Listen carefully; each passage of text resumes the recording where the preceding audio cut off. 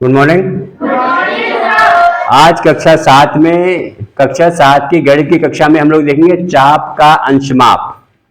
चाप का अंशमाप degree measure of an arc, है ना। इसमें क्या होता है, कोई भी वृत्त अगर आपके पास है, ठीक, ये क्या ए बी क्या हो गया, ये आर्क या चाप।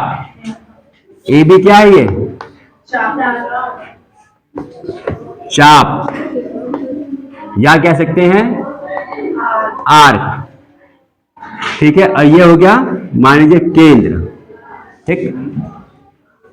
इस केंद्र से किसी भी चाप के द्वारा, यहां पे चाप की बात क्या हो रही है, ए बी की, किसी भी चाप के द्वारा वृत्त के केंद्र पर बने कोण को हम लोग क्या कह देंगे, उस चाप का अंशमाप कहेंगे। उस चाप का अंशमाप यानी हम कह सकते हैं एंगल ए ओ बी क्या है, ये चाप ए बी का अंशमाप,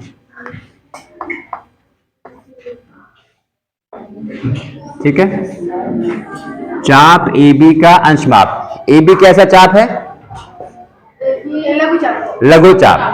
ए बी कैसा चाप है, या अगर मैं इसको पॉइंट से ए सी बी कैसा चाप है, ये लघु चाप,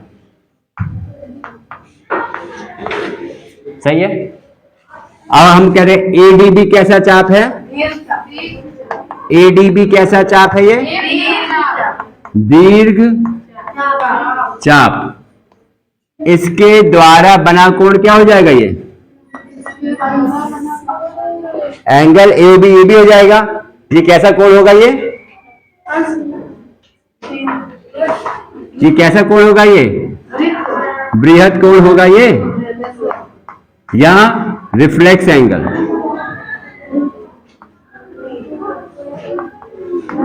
ठीक है। यानी हम ये कह सकते हैं कि अगर आप कहते हो एंगल, देखो इसको ऐसे कह सकते हैं, ये पहली चीज हो गई। दूसरी चीज reflex angle A O B, कौन सा एंगल, ये वाला बड़ा वाला, ये वाला एंगल,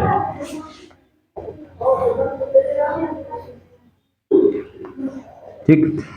ये क्या है, ये चाप या यूं कह लो दीर्घ चाप ए डी बी का अंशमाप है।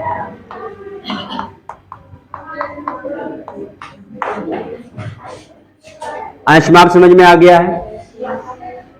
चाप के द्वारा केंद्र पर निर्मित कोण, जिसको हम लोग कहते हैं degree of major of an arc, degree measure of an arc, degree measure of an arc, सही है। इसके बाद हम लोग देखेंगे अंतर्गत कोण। अगर आपके पास यहां पे सेमी सर्कल है, अर्धवृत्त, इसका क्या होगा अंशमाप,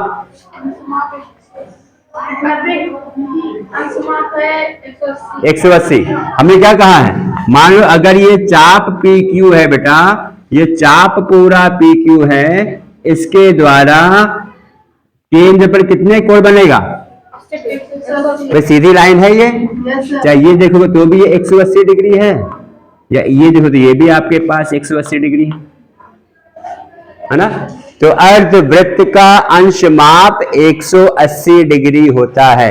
ये आपका प्रश्न की तरह यूज भी हो सकता है, प्रतियोगी परीक्षाओं में भी आ सकता है। क्या अर्धवृत्त का अंशमाप कितना है, 180 डिग्री। और इसी तरह से आपसे पूछ सकता है, अगर क्वार्टर सर्कल है, 1/4 सर्कल है, उसका अंशमाप कितना हो जाएगा। अगर आपके पास ये क्वार्टर सर्कल है,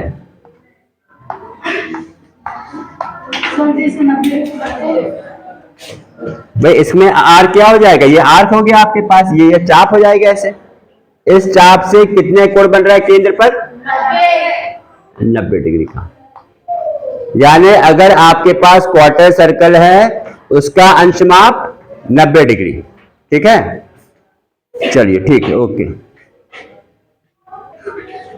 अब देखिए यहां पे हम लोग क्या देख रहे हैं, अंतर्गत कोण या इंस्क्राइब्ड कोण, अंतर्गत कोण या इंस्क्राइब्ड कोण। ठीक है, इसमें क्या, किसी भी अंतर्गत कोण का किसी भी वृत्त पर, किसी भी वृत्त के कोण इस तरह, ताकि वृत्त के परिधि पे कोई बिंदु हो आपके पास, और इस बिंदु से अगर कोई दो रेखा ड्रॉ कर दी गई है और ये कट कर रही है, तो ये हो जाएगा आपके पास अंतर्गत कोण ए बी का। ठीक, यानी हम क्या कह सकते हैं, कोई भी कोण वृत्त का अंतर्गत कोण है यदि उस कोण का शीर्ष, उस कोण का शीर्ष वृत्त के किसी बिंदु पर है और उस बिंदु से दो रेखा, और उस कोण की भुजाएं उस वृत्त को अलग अलग बिंदुओं पर काटती हैं, उस कोण की भुजाएं। एक और अगर हम, ये आपके पास है, यहाँ पे मान लीजिए ये आपके पास पॉइंट P हो जाएगा, मान लीजिए कोई ये शीर्ष बिंदु P हो जाएगा। अब इस बिंदु से कोई दो रेखा खींचोगे और ये वृत्त को दो बिंदुओं पे काट रही है, मान लो इसे कह दो Q, इसे कह दीजिए R, तो ये हो जाएगा आपके पास अंतर्गत कोण या इंस्क्राइब्ड कोण।